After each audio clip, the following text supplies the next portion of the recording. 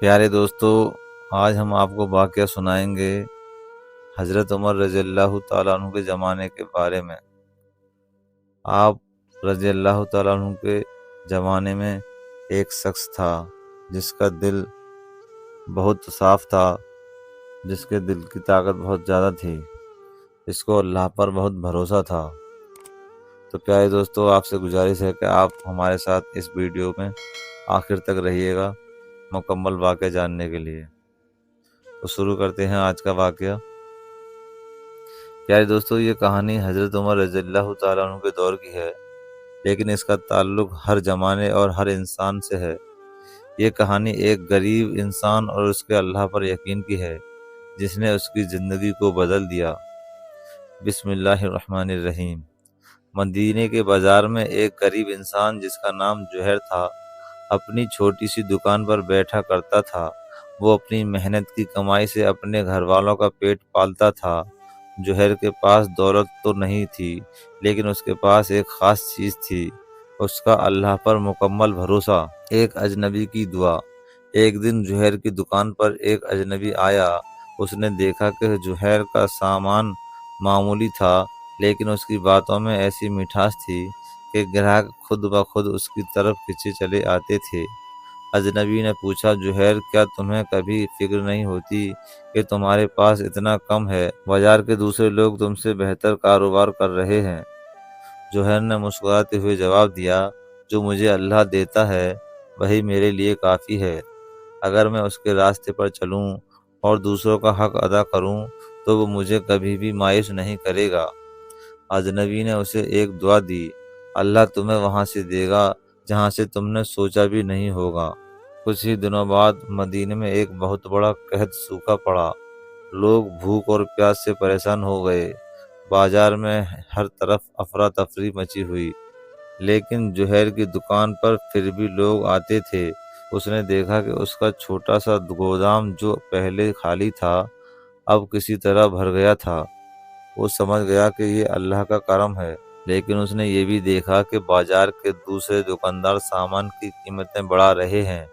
انہوں نے قحط کا فائدہ اٹھانا چاہا۔ جوہر نے اپنے دل سے پوچھا، کیا میں بھی ایسا کروں؟ پھر اس نے اللہ کو یاد کیا اور فیصلہ کیا، نہیں، میں اپنی قیمتیں وہی رکھوں گا جو پہلے تھیں، بلکہ جو بھی غریب میرے پاس آئے گا اسے مفت میں سامان دوں گا۔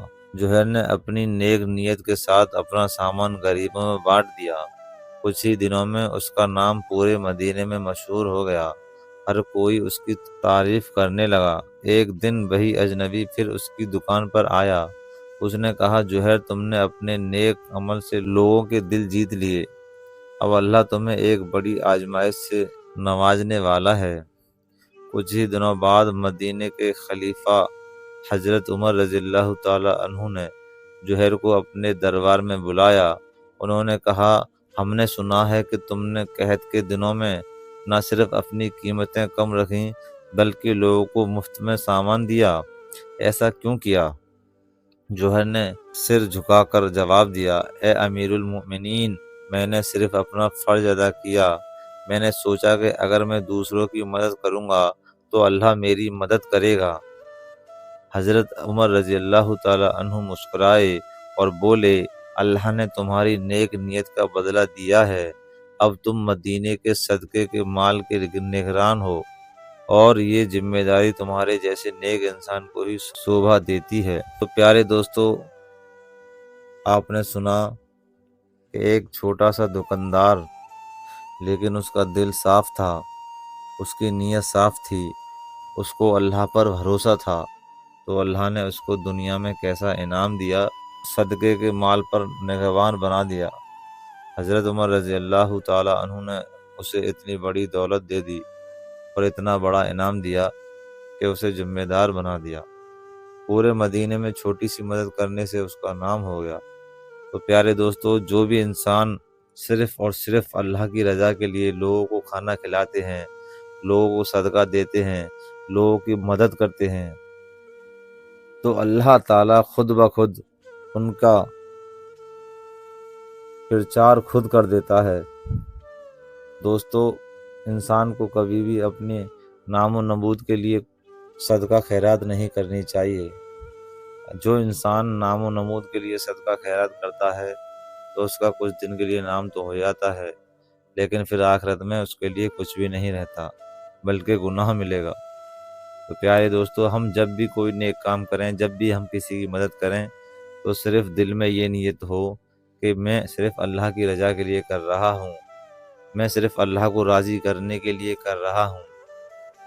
تو پیارے دوستو، اس کہانی سے ہمیں یہ سبق ملتا ہے کہ اگر انسان اللہ پر بھروسہ رکھے اور دوسروں کی بھلائی کے لیے کام کرے تو اللہ اسے ایسی رحمتوں سے نوازتے ہیں جس کا وہ تصور بھی نہیں کر سکتا۔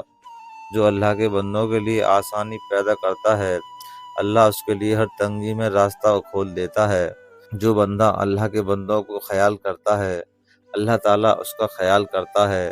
جو بندہ اللہ کے بندوں کی مدد کرتا ہے، اللہ خود اس کی مدد کرتا ہے اور ایسی جگہ سے روزی دیتا ہے جہاں اس کا گمان بھی نہیں جا سکتا۔ تو پیارے دوستو، امید کرتا ہوں کہ آپ کو یہ واقعہ واقعی میں بہت پسند آیا ہوگا۔ اگر پیارے دوستو آپ کو یہ واقعہ پسند آیا ہو تو آپ سے گزارش ہے کہ آپ اس ویڈیو کو ایک لائک کر کے پیارا سا کمنٹ کر دیں اور ساتھ ہی ساتھ اس ویڈیو کو شیئر بھی کر دیں۔ صدقہ جاریہ سمجھ کر اس ویڈیو کو شیئر کریں گے تو اللہ تعالیٰ ہمیں اس کا ثواب دے گا۔ ہو سکتا ہے پیارے دوستو اللہ ہمارے اس شیئر کی وجہ سے کسی کو صدقہ کرنے کی توفیق دے دے اور کسی کو گناہوں سے بچنے کی توفیق دے دے۔ تو پیارے دوستو، پورا واقعہ سننے کے لیے آپ کا بہت